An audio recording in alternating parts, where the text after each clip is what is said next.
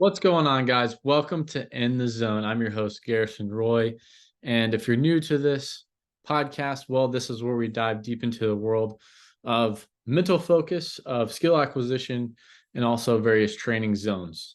And we have several different segments of that where there's rants, discussing more hot topics, calling out BS in the industry. There's full length interviews to help other people in the industry tell their stories and help us get a better understanding of how they help other people get in the zone, if they're coaches or even athletes, how they're personally getting in the zone, because that can help multiple people whenever they see and feel other examples from other than themselves.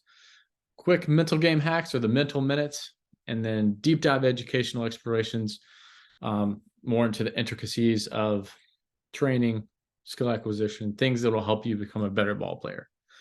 But for this one, it's going to be more on the topic of, should you shut down?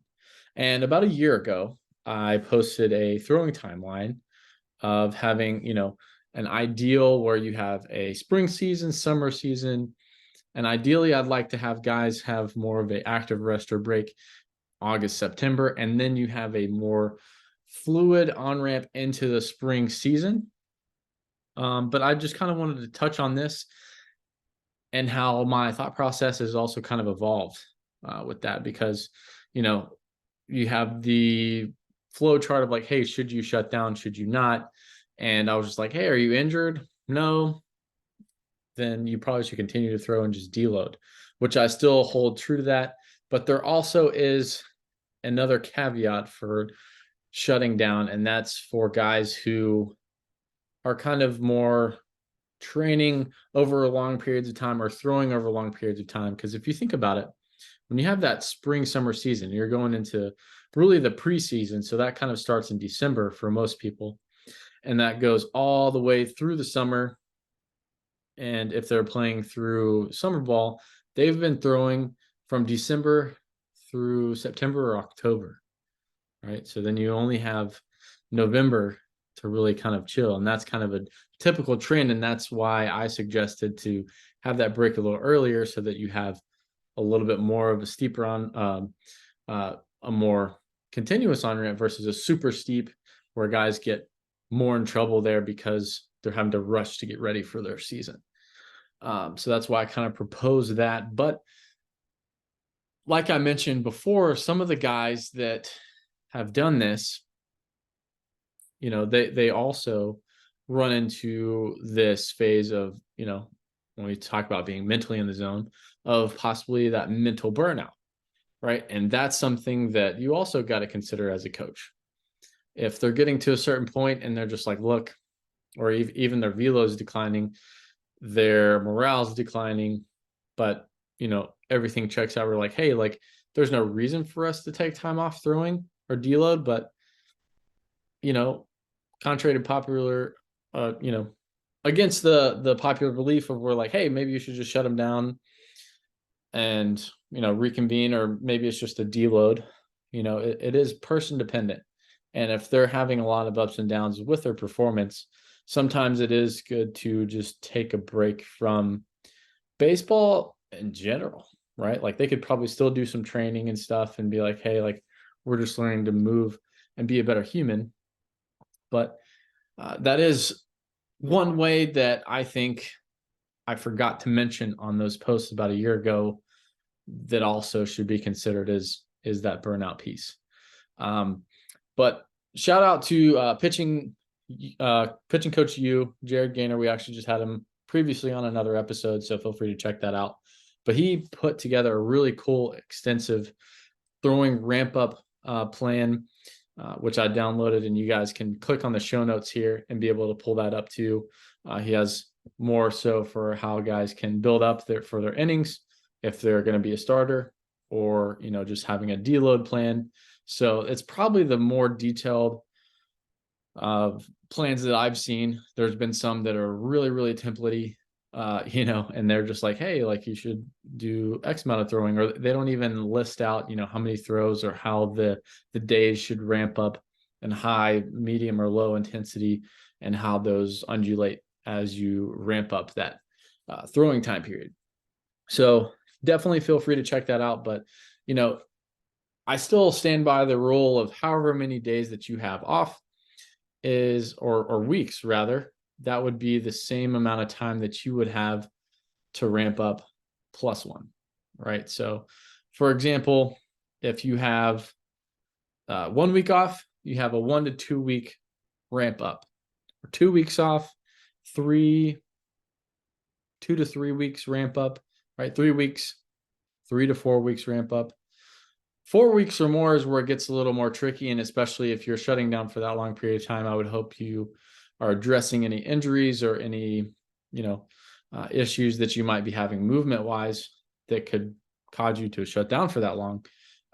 And that would probably take an even longer, more extensive ramp up. And obviously surgeries and what have you, those are even longer, more drawn out ramp ups, right? But I still stand by, if you're taking off any more than 2 weeks of throwing, and that's just any, like if you're just not picking up anything, like you're not throwing a football, you're not throwing or doing anything at low intent, I do think that you do need to ramp down the intensity for sure.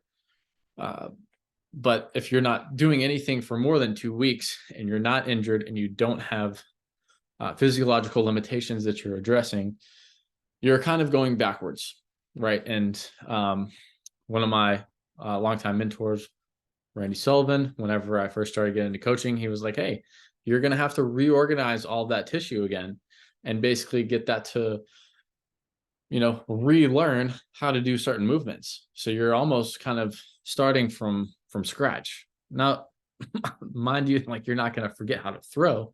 It's not really what I'm saying, but if you're looking to making any improvements or making sure that you're ramped up in time to do any pitch design or anything like that pre-season, and you have some other things that you'd like to check off, those are some other factors that you would probably need to consider there too, right? But it's always good to analyze this and start from when you need to be fully ready, or when your first live AB, when you get back to school, or when your first game is, right? And then you work backwards from there.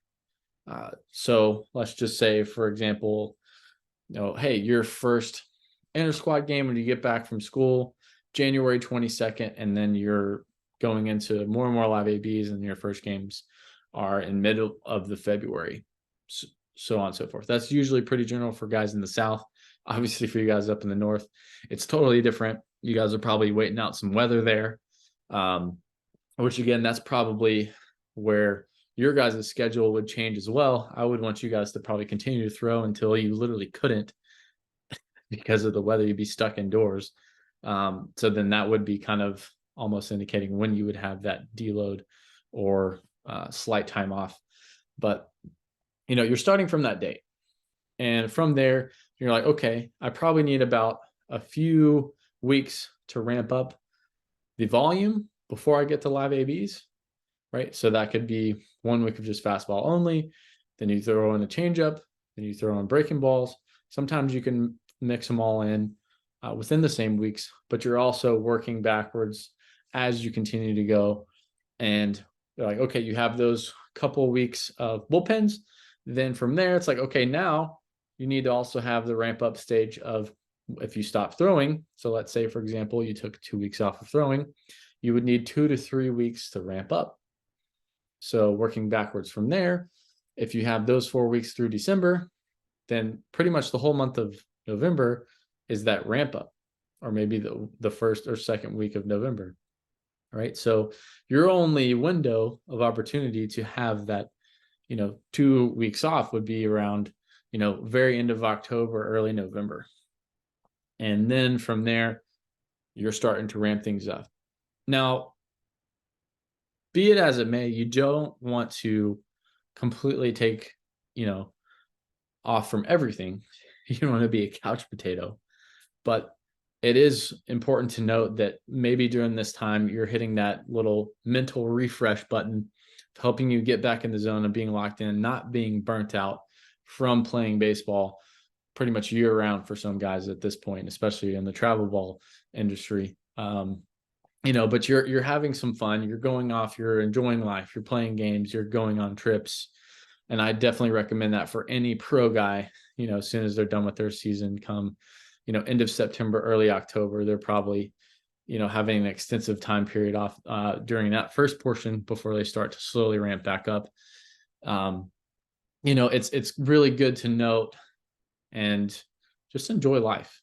And even if you do love baseball and you love throwing, you love the grind, you still need to take a step back and remind yourself that life's more than just the game, and to spend some time with your family. Go and enjoy just being a human, right? Go plan a vacation, go just get away, maybe somewhere overseas where you don't even see anything baseball related. That's also really good for the mentals, right? So, but overall, I hope you guys got something out of this and something to consider, whether you're completely shutting down deloading, or maybe even continuing your high on-ramp throwing, but knowing when to undulate that throughout your week. And feel free to check out that resource like I mentioned. But if you guys have any other questions, comments, or topics that you want to see coming up, hit us up at inthezonepodcast123@gmail.com, and stay in the zone.